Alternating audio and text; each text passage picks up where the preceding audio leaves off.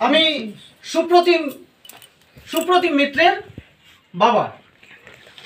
সুপ্রতিমের 14তম জন্মদিনে আমরা উপস্থিত হয়েছি ওর বন্ধুদের সাথে।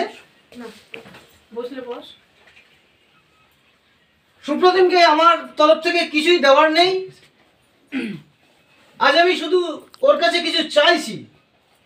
আর আপনারা সকলে যারা এখন এখানে উপস্থিত আছেন এবং যারা এই ভিডিও বার্তা দেখবেন, সকলে যে আদর, ভালোবাসা, স্নেহ উপহার দিয়েছেন বা দিচ্ছেন, এগুলো অনেক মূল্যবান।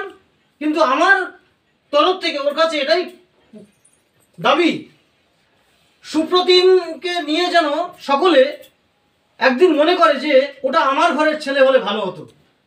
এটা আমি সুপ্রতিমের কাছে দাবি করছি, একদিন যেন প্রমাণ করে দেখাতে পারে যে কবি